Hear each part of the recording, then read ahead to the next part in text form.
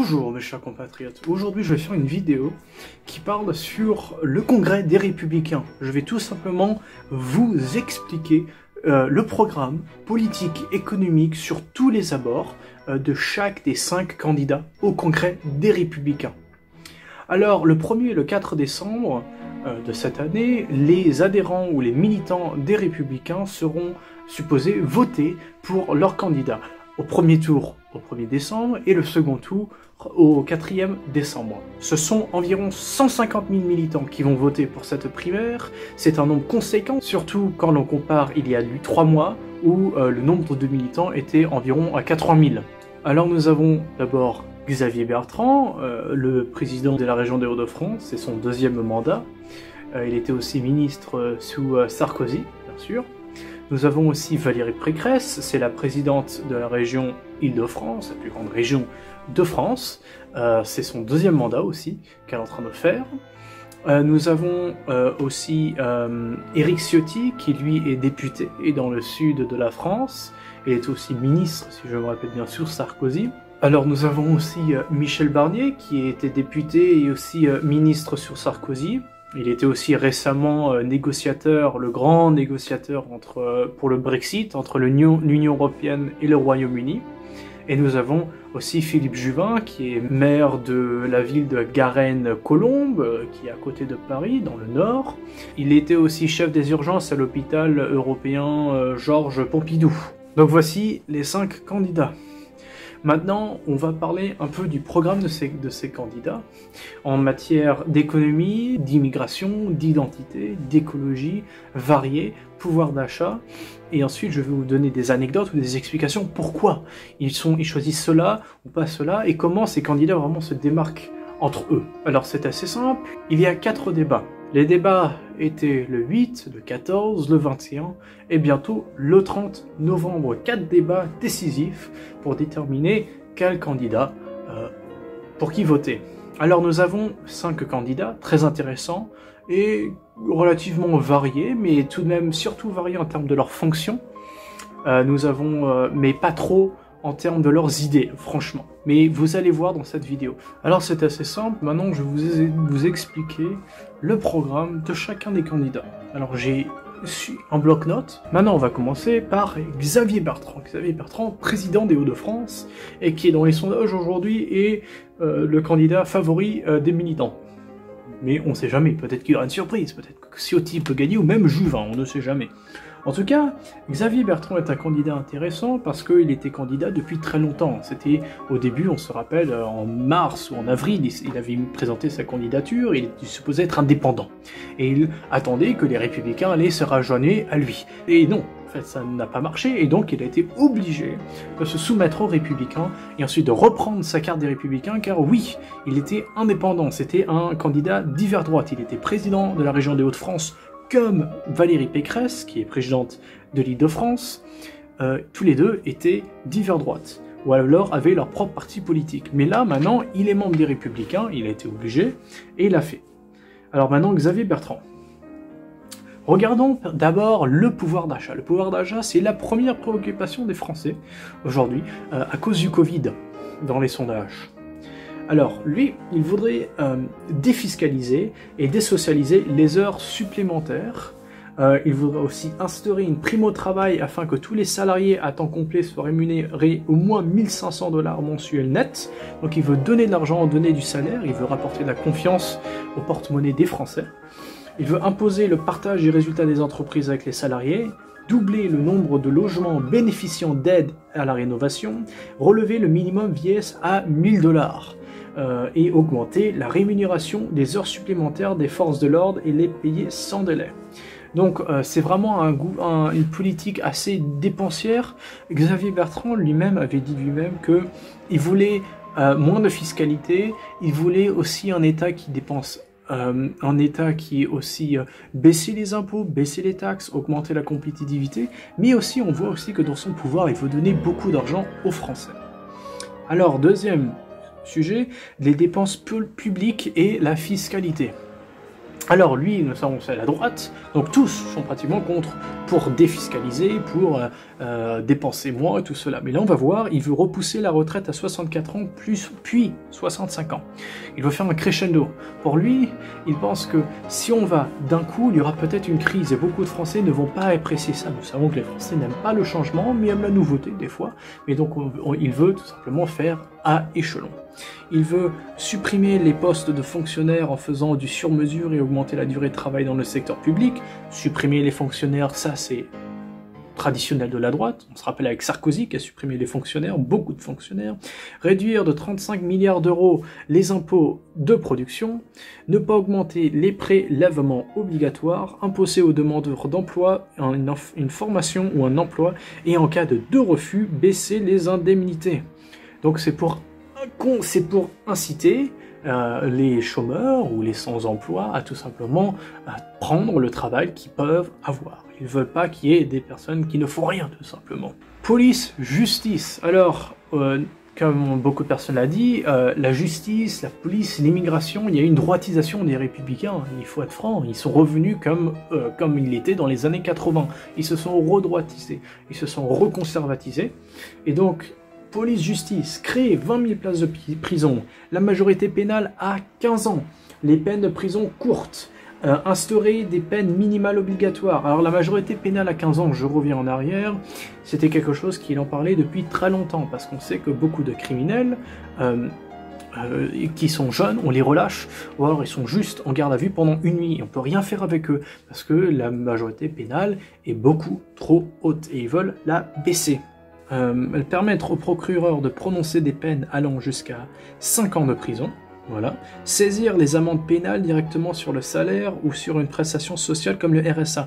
On veut de l'efficacité, de la rapidité, on veut être capable d'être actif et surtout d'avoir des résultats concrets en termes de justice. On va être capable d'être plus régalien et plus efficace. Immigration et lutte contre l'islamisme, on sait que c'est vraiment apprécié des républicains de nos jours.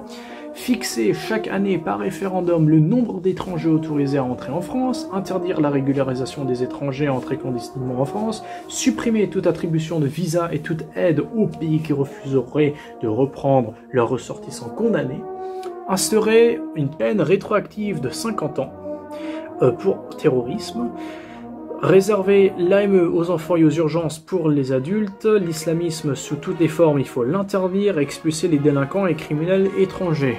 C'est ferme, c'est concret.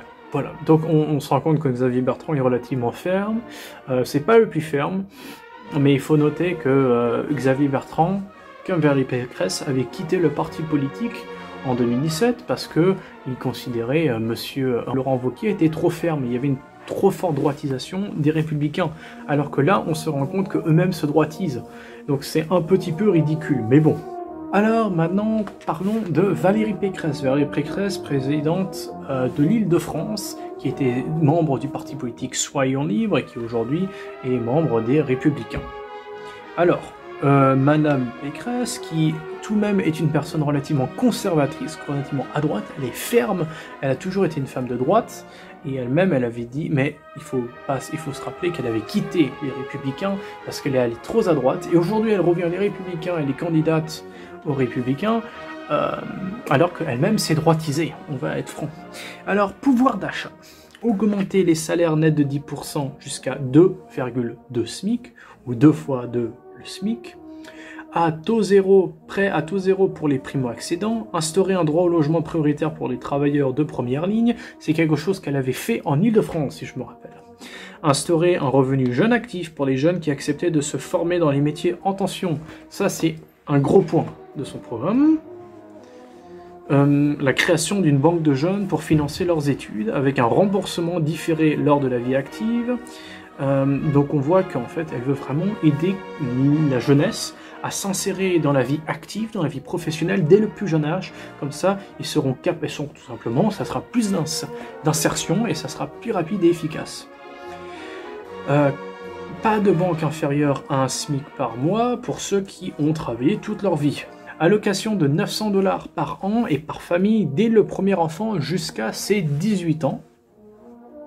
Alors ça, c'est tout simplement une politique nataliste qui est faite pour aider la population française à se reconstruire et à augmenter la population française. Et on sait qu'ils ont tous un petit peu peur d'une immigration massive.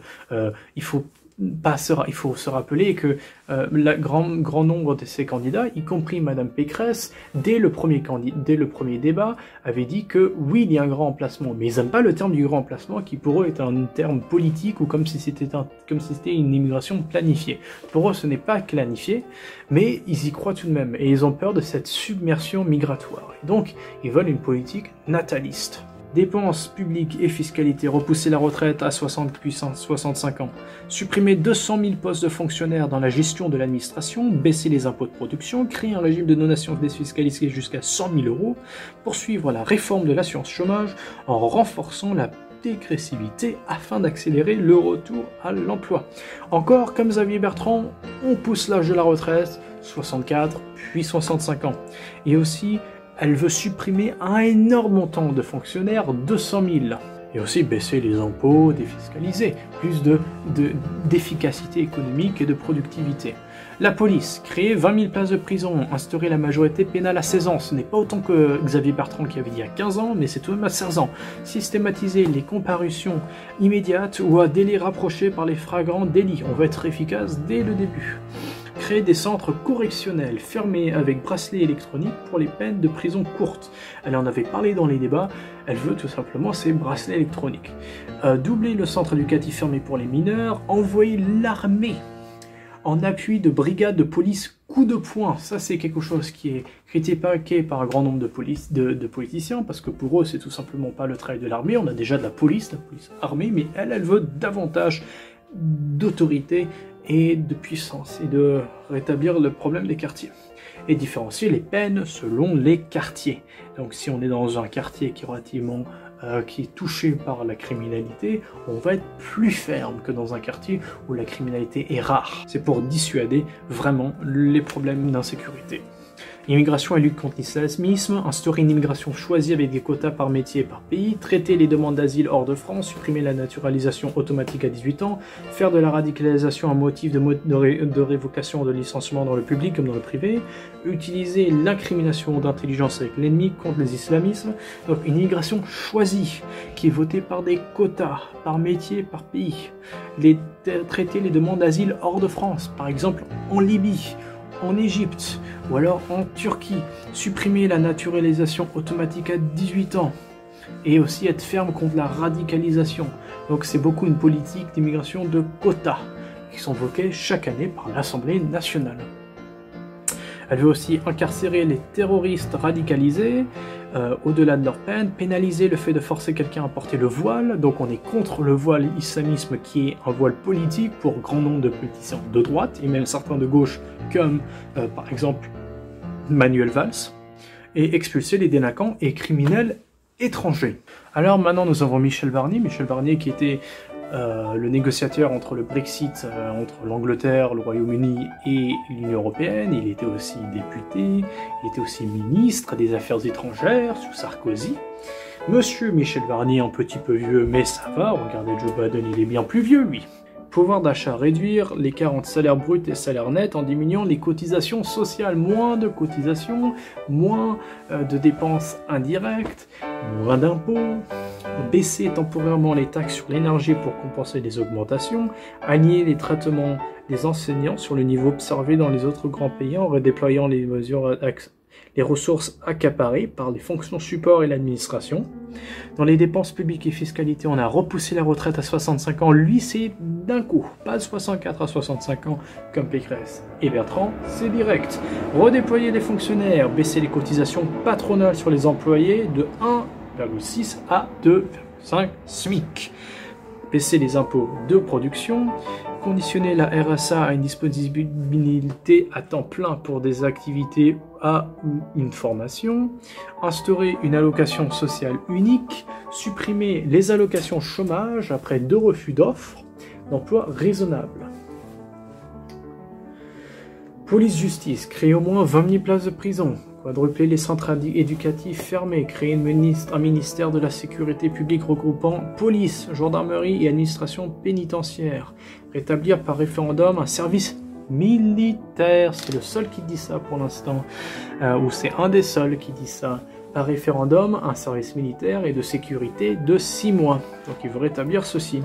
Envoyer parce que pour beaucoup de personnes c'est très bien, c'est le fait que tu te bats pour la France, pour la nation, c'est aussi que c'est le fait que si tu es riche, tu es pauvre, tu es noir, tu es blanc, tu es asiate, tu es rouge, eh bien vous êtes tous dans le même bateau, vous êtes dans l'armée, c'est vraiment le melting pot, le mélange absolu de toutes les catégories de la société française. Ils veulent aussi envoyer les unités mobiles dans la cinquantaine de villes les plus touchées par l'insécurité, donc plus de police prêts à aller à l'action dans les endroits dangereux, rendre la police municipale armée obligatoire dans les communes de plus de 10 000 habitants pour affirmer la sécurité et surtout baisser les violences policières. Immigration et lutte contre l'islamisme, décréter un moratoire de 3 à 5 ans pour les demandeurs d'asile venant des pays sûrs et le regroupement familial.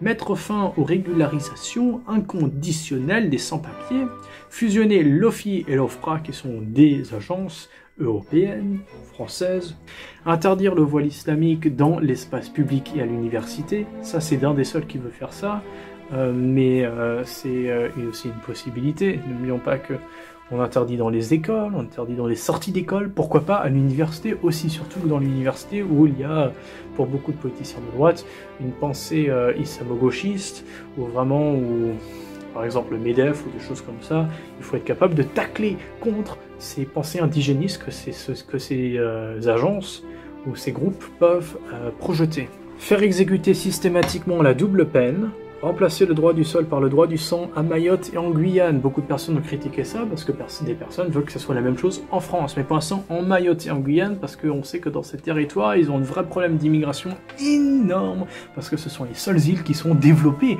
dans tous ces territoires d'eau, dans toutes ces mers, c'est les seules îles qui sont développées. Et expulser les délinquants et criminels étrangers, ça c'est pratiquement comme ça pour chaque candidat. Éric Ciotti, maintenant député des Alpes-Maritimes, il était à l'Assemblée nationale depuis pas mal de temps, il était membre des Républicains depuis longtemps. C'est comme Michel Barnier, Juvin, Éric Ciotti sont tous des candidats qui étaient républicains. Ils disent que c'est comme on est des républicains, on est des vrais. Alors que Xavier Bertrand et Valérie Pécresse ont quitté le parti. Mais maintenant, ils ont rejoint le parti, parce qu'il faut bien pour participer, pour être candidat à la primaire. Alors Éric Ciotti, qui se démarque peut-être le plus des autres candidats, parce que c'est tout de même le candidat le plus conservateur, le plus à droite. Franchement, n'oublions pas que pendant les régionales, dans le sud, où Renaud Muselier, qui vient à peine de quitter des Républicains, avait proposé une alliance avec Emmanuel Macron et La République En Marche. Éric Ciotti, beaucoup de politiciens se sont indignés, et Nadine Morano, et donc le Rassemblement National a tout simplement dit « Pourquoi vous ne joignez pas notre parti ?» Parce que oui, Éric Ciotti, par exemple, est un candidat qui est relativement similaire aux ceux du Rassemblement National. Alors, Éric Ciotti, le candidat de droite, qui est aussi en faveur d'Éric Zemmour d'ailleurs. Il a même dit qu'il prêterait main à Éric Zemmour. Si Éric Zemmour arrivait au second tour, mais Éric Zemmour, il voterait pour lui. En tout cas, Éric Ciotti voterait pour Zemmour. Pouvoir d'achat, remplacer l'impôt sur le revenu progressif par une flat tax à 15%, sauf pour les salariés au SMIC.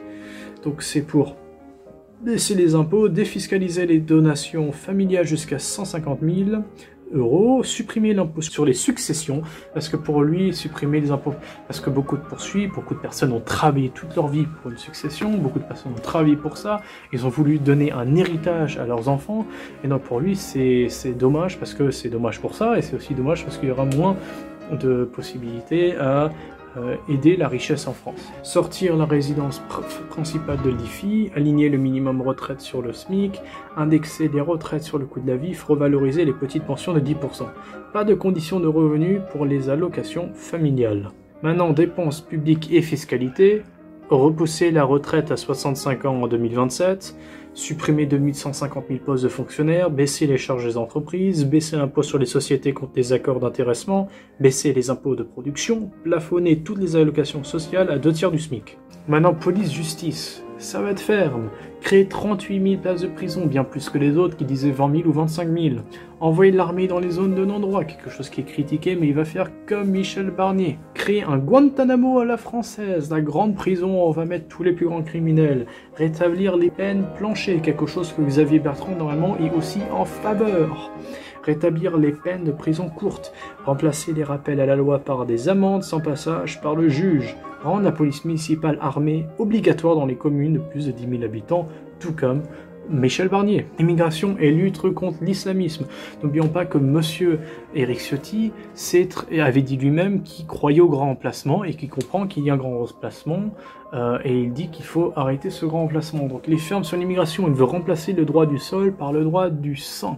Donc si un enfant est né en France, et même si ses parents sont étrangers, cet enfant sera français. Il aura la nationalité française. Et il compte cela. Il faut un droit du sang qui est différent. Arrêter le regroupement familial, quelque chose qui a commencé sous Mitterrand. Vous savez, c'est classique. Beaucoup veulent arrêter le regroupement familial. Placer en rétention les demandeurs d'asile venant des pays sûrs, le temps d'examiner leur dossier. Étendre l'interdiction du port du voile aux usagers de services publics et aux mineurs, quelque chose qui a été proposé par le Sénat au début de cette année et qui a été rejeté par l'Assemblée nationale. Le Sénat qui est majoritairement contrôlé par des républicains. Instaurer un permis à points migratoire sur le modèle canadien pour les migrants économiques, une immigration choisie, une immigration contrôlée, surtout pour l'immigration légale. Traiter les demandes d'asile hors de France, par exemple en Égypte, en Libye ou alors en Turquie, expulser les délinquants criminels étrangers, quelque chose qui est pratiquement tous les candidats sont d'accord. Alors maintenant, on finit par Philippe Juvin, qui est maire de Garenne-Colombes depuis 2001, député européen en 2009 jusqu'à 2019. Et aussi, il était chef de service des urgences de l'hôpital européen Georges Pompidou. Alors, Philippe Juvin est le moins connu du bataillon, mais il a surpris beaucoup d'individus au débat des congrès. Il a été plus à droite que beaucoup de personnes ont cru. On croyait que c'était un candidat comme ça, là, il prenait 2%, mais non, en fait, c'est un candidat assez intéressant, qui est bon orateur, et qui est tout de même pas mal à droite. Et il a aussi un avantage sur les autres, c'est que lui, pendant la période sanitaire, lui connaît très bien la crise sanitaire, il connaît bien la crise Covid, parce que lui, monsieur, il était à l'hôpital, chef des services d'urgence.